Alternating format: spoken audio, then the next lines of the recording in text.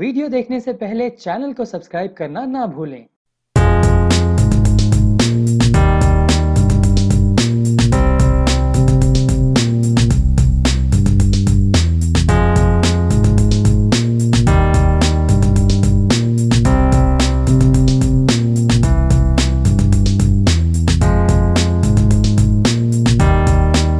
बहुत खुशी हुई क्योंकि हमारी फिल्म ऑलमोस्ट लॉकडाउन की वजह से काफ़ी डिले हो चुकी हैं एंड ये जो मुद्दा है गालिब का वो आई थिंक बहुत रेलेवेंट है और स्क्रीनिंग देखने के बाद फिल्म देखने के बाद मैं कंप्लीट क्रेडिट हमारे राइटर को देती हूँ, धीरज जी को, कि उन्होंने सिर्फ एक राइटर के तौर से काम नहीं किया है लेकिन बहुत इन्वॉल्व रहे हैं एडिटिंग में और हर तरीके से। सो कंग्रेचुलेशंस। और मुझे मेरी खुद की फिल्म भी बहुत पसंद आई और मैं उम्मीद करती हूँ कि आप सबको भी पसंद आएगी। सर, क्या कहेंगे कहानी की कल्पना आई कहाँ से आपकी? इस कहानी की कल्पना तो न्यूज़ से आई थी, लेकिन मैडम और निखिल के बिना ये फिल्म पूरी नहीं हो सकती थी, क्योंकि सबसे पहले मुझे एक सशक्त माँ चाहिए थी और ऐसी माँ जिसकी छवि बिल्कुल माँ की जैसी हो। तो ये रामायण में सीता की थी और ये बड़ा इनके मतलब कैरेक्टर के अपोजिट था, तो इन्होंने इसको एक्सेप्ट किया उस चैलेंज को और बहुत अच्छे से रोल निभाया। तो मैं मैडम का शुक्रगुजार हूँ। निखिल जी, आप क्या कहेंगे सर? सबसे पहले सबसे बड़ा थैंक्स मैं धीरज मिश्रा जी को देना चाहूँगा, क्योंकि मुझे याद है मैं उनसे 2016 में मिला।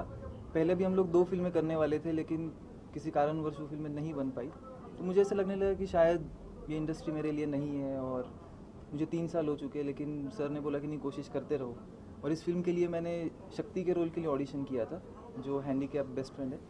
और फिर बाद में प्रोड्यूसर, डायरेक्टर और सर ने काफ़ी मतलब इन दोनों को इंसिस्ट किया, उसके बाद में मुझे ये फिल्म मिली। और जब मुझे पता चला कि दीपिका जी इस फिल्म में है, तब तो मेरे घर वाले सबसे ज़्यादा खुश हुए। और फिर तब तो मुझे ये फिल्म करनी ही थी, अगर मैं नहीं करता तो मैं घर वापस चला जाता।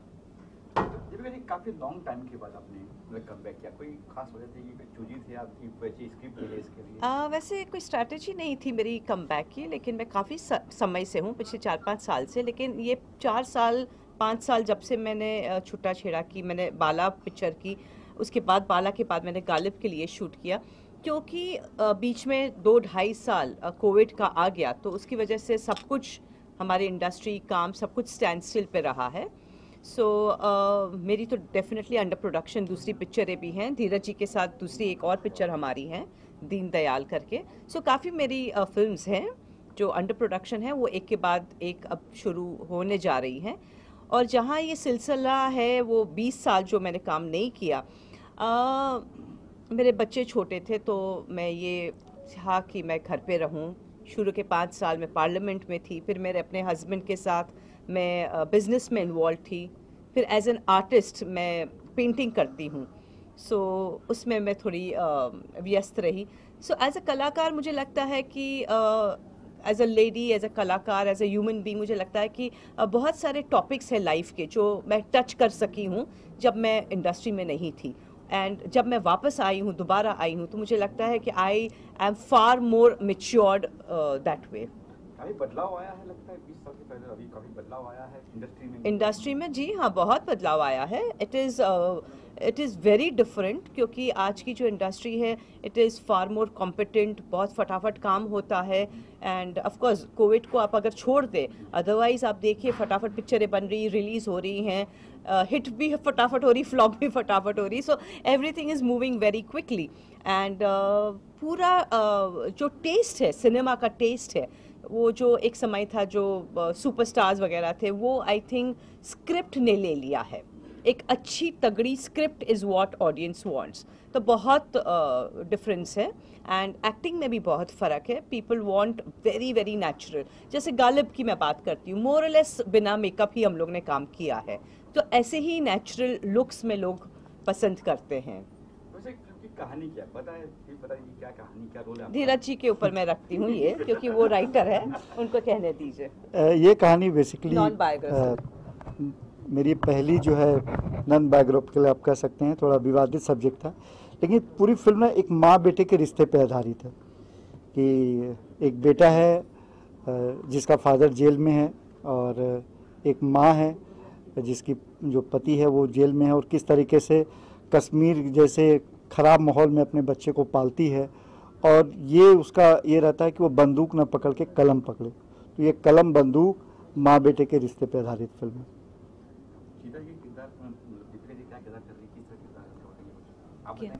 आप कौन सा किरदार निभा रही हैं? मैं गालिब की मदर का रोल निभा रही हूँ। ये पोस्टर है यहाँ पे, गालिब और उसकी माँ शबनम। सो मैं शबनम का रोल प्ले कर रही हूँ और बहुत ब्यूटीफुल रोल है। एंड मदर है, कहने के लिए मदर है, लेकिन ये इतना सेंसिटिव रोल है क्योंकि कश्मीर में किस तरीके से लोग रहते हैं एंड कैसे अपने बेटे को वो एक होनहार सिटीज़न बनाना चाहती हैं, उसके ऊपर पूरी स्टोरी है। क्योंकि बहुत ईजिली इंसान अगर वो बहक जाता है अपने दोस्तों के साथ, लेकिन वो कैसे अपने बेटे को कश्मीर से निकाल के अहलाबाद लेकर जाती ताकि वो कुछ बने।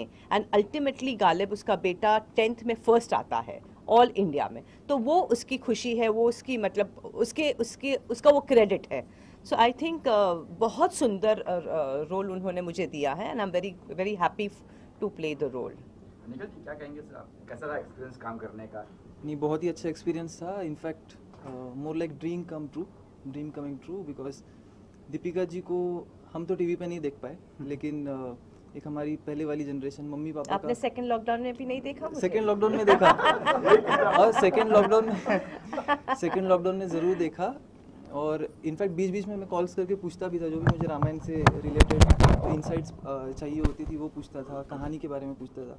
बट एनीवेज, इस कैरेक्टर के बारे में, बहुत ही साइलेंट कैरेक्टर है और डिप्रेस तो नहीं कहूँगा मैं, बट एक एंग्जाइटी उसके अंदर है, काफ़ी चीज़ें भरी हुई है और अपने मन में हर चीज़ रखे हुए है। फिल्म में काफ़ी कॉम्प्लेक्स है और किसी से मिक्सअप नहीं होना चाहता है, काइंड ऑफ इंट्रोवर्ट कह सकते हो, उस तरह से है। और अम्मी से खफा है, क्योंकि आप कहानी देखोगे तब मैं ज़्यादा नहीं बोलूँगा, लेकिन जब आगे जैसे फिल्म आगे बढ़ती है तो आपको पता चले कि कैरेक्टर के अंदर एक ग्रेजुअल ग्राफ है।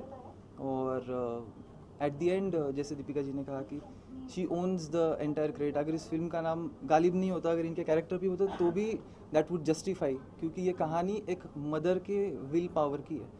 इस वजह से आई थिंक अगर टाइटल रोल कुछ और भी होता तो भी चलता, बट सर को थैंक यू निखिल, बहुत अच्छा मतलब आपने कहा, thank you for giving me the credit. But बहुत सुंदर स्टोरी है और अल्टीमेटली पर्दे पे अगर आप देखेंगे तो बहुत ब्यूटीफुल नरेटिव बनी है।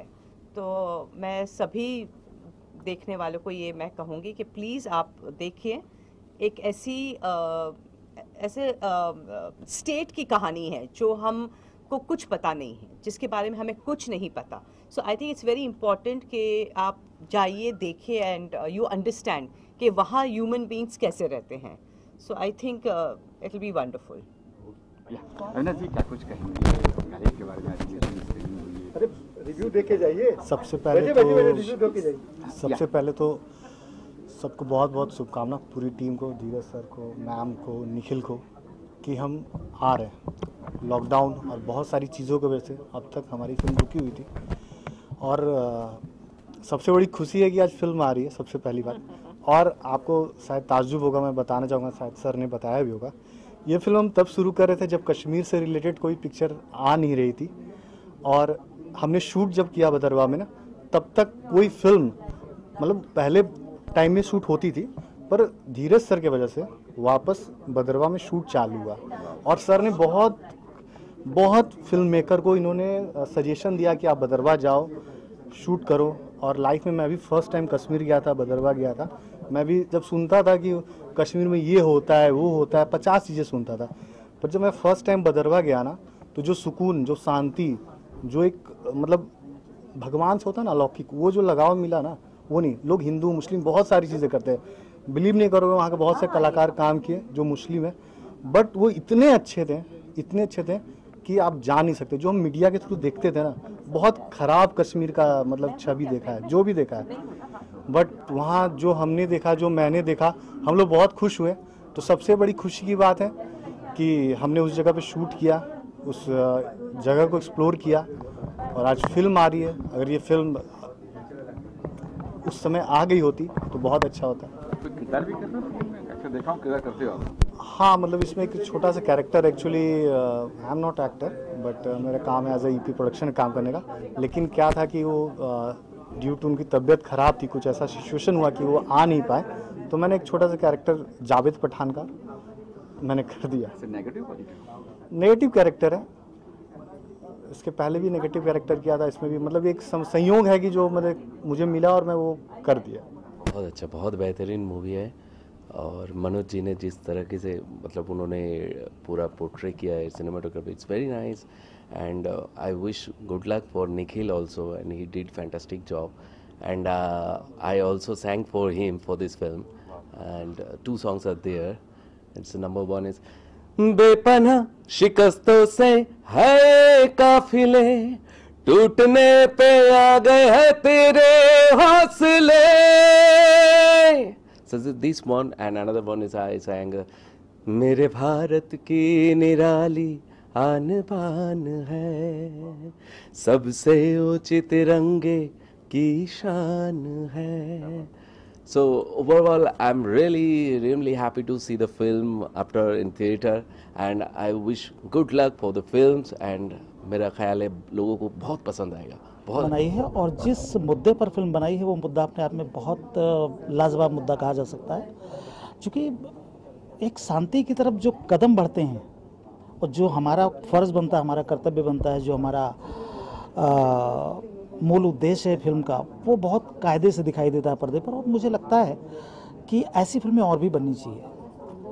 और जिस तरह से निखिल ने काम किया है, धीरज जी ने जैसा लिखा है, मनोज जी ने जैसा पिक्चराइज किया, वो बहुत कमाल का किया है. एक फिल्म हमारी मिशन कश्मीर जी, लोगों ने काफ़ी सराहा, काफ़ी लोगों ने देखा, काफ़ी बहाल हुई. लगता है कि ये फिल्म भी अगर इस तरह कुछ हो, मॉक पोट्री होगी, ये फिल्म भी, गालिब भी उस तरह से. बिल्कुल. एक्चुअली गालिब का मतलब ही होता है किसी पर तारी हो जाना, किसी पर एक तरह से बिल्कुल छा जाना. गालिब का मतलब ही ये होता है, किसी पर छा जाना. तो वो छा जाने वाली बात जो है वो इस फिल्म से हो सकती है, इसमें कोई दो राय नहीं है, बशर्ते ऐसी फिल्में, ऐसे मैसेज और ऐसे राइटर्स और आने चाहिए. इस मुद्दे पर फिल्में बननी चाहिए. जो जिस चीज़ के बारे में लोग जानते नहीं, पूरे देश में एक बढ़िया ज़रिया है, एक बढ़िया मंच है फिल्म, जिससे हम दिखा सकते हैं, लोगों को बता सकते हैं, लोगों को समझा सकते हैं हमारे हालात क्या हैं, हम क्या चाहते हैं और लोग क्या चाहते हैं, लोग क्या कहते हैं, हम क्या सुनना चाहते हैं और क्या सुनाना चाहते हैं. वो बड़ी बात है. और इस फिल्म में एक मैंने गाना लिखा है एज ए लिरिसिस्ट, वो एक पल के लिए ठहर फिर आएगी वो शहर. तो एक उम्मीद है और एक आशा है, तो वो आशाएं हमें जहाँ भी लेके जाएं, लेकिन उम्मीद कभी नहीं छोड़नी चाहिए. बिल्कुल, है ना. तो लोग कहते हैं कि ठोकरें ही इंसान को चलना सिखाती हैं, तो डेफिनेटली बहुत अच्छा प्रयास है और मैं मानता हूं कि ऐसे प्रयास सतत चलने चाहिए. तो धीरज जी ने जो लिखा है और मनोज जी ने जो किया, बहुत अच्छा किया है. मैं शुभकामनाएं देता हूं और चाहता हूं कि ये फिल्म सबके पास तक पहुंचे, पूरी दुनिया के लोग देखें और उन्हें पता चले कश्मीर क्या है, कश्मीर का मुद्दा क्या है और लोग क्या सोचते हैं. माइंड में जो है इतना फेमस पूरा इंडिया में हो चुका है, तो उसके साथ में अपना बेटा काम कर रहा है, तो ये बहुत ही प्राउड फील हम कर रहे थे. और लेकिन थोड़ा इंतज़ार जो हो गया रिलीज़ के लिए, तो हम थोड़ा एक्साइट ज़रूर थे कि कब रिलीज़ हो जाएंगी. एक वो माइलस्टोन रहता है हर एक्टर के लिए कि वो एक माइलस्टोन पूरा हो गया, तो इसलिए हम बहुत खुश है. और सभी को जो है, धीरज मिश्रा जी है और घनश्याम जी पटेल जो है, जिन्होंने इनको चांस दिया, उसके ऊपर जो भरोसा उन्होंने दिया, और एक्टिंग देख के ऐसा लगा कि वो उन्होंने जो है साथ निभाया है और उसमें जो पूरी खरे उतरे हैं.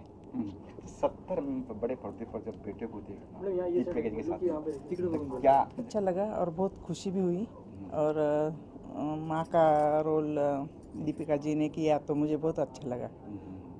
जब कहा था निखिल ने कि मुझे एक्टर बनना है, तो आप लोगों ने कुछ कहा था कि नहीं, कहाँ जा रहा है, किस तरह जा रहा है? नहीं ना, उसको सपोर्ट किया हमने. अच्छा, नहीं, ऐसा था जब भी वो 2014 में उन्होंने बताया कि मुझे जो है एक्टर बनना है और उसमें मुझे फ्यूचर करियर बनाना है, तो वो टाइम को ऐसा लगा कि ये इतना वेटिंग है, इतने अप एंड डाउन्स है, तो वो टाइम पे हमने जो है पूरा अंदर से नहीं था, फिर भी हमने सपोर्ट किया कि आजकल बच्चों का जो है जो दिल करता है उसको सपोर्ट करना चाहिए.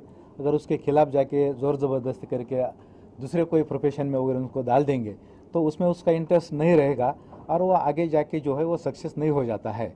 तो इसलिए हमने उनको सपोर्ट किया, उसका इंटरेस्ट था, पैशन था एक्टिंग में, तो उसको सपोर्ट करके और आजकल फिल्म देख के ऐसा लगा कि उसने उसका जो ड्रीम था वो फुलफिल कर दिया और उसमें जो है इसके आगे भी जो है वो सक्सेसफुल हो जाएगा एक एक्टर बोल के। अच्छा, कहीं लगा नहीं आपको कि दोनों को कि बड़े बड़े डॉक्टर बने, वकील बने या नहीं, मुझे नहीं लगता था। मैं बचपन से उसको बहुत सपोर्ट करती थी।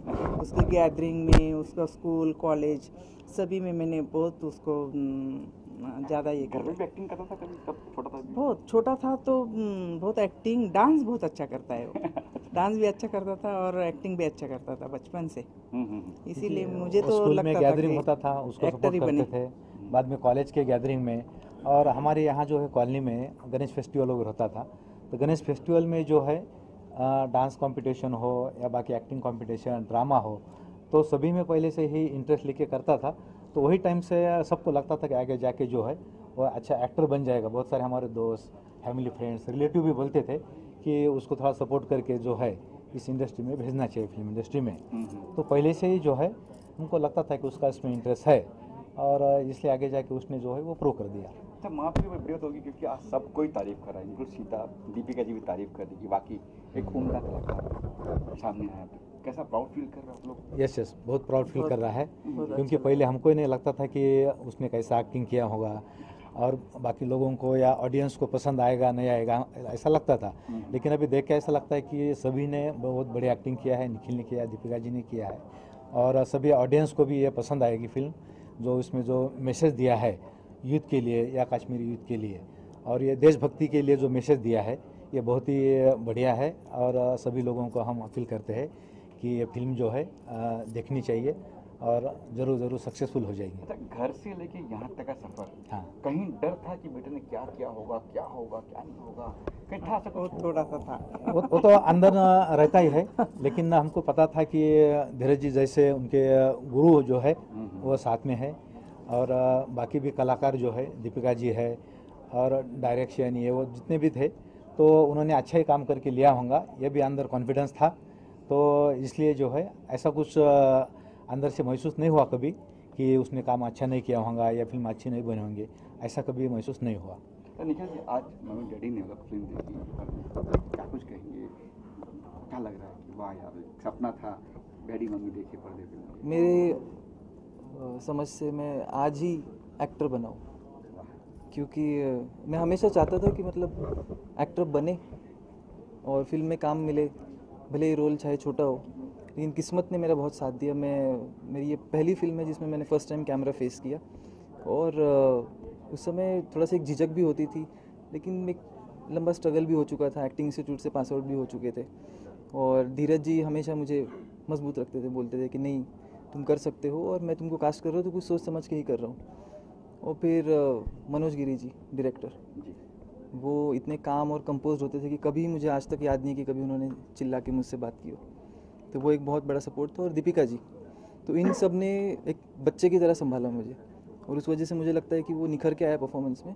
और रही बात मम्मी पापा की, तो इस फिल्म का ट्रेलर लॉन्च भी हुआ था और इससे पहले भी एक फिल्म थी उसका भी ट्रेलर लॉन्च हुआ था, लेकिन पापा बहुत बिजी रहते तो कभी आ नहीं पाए।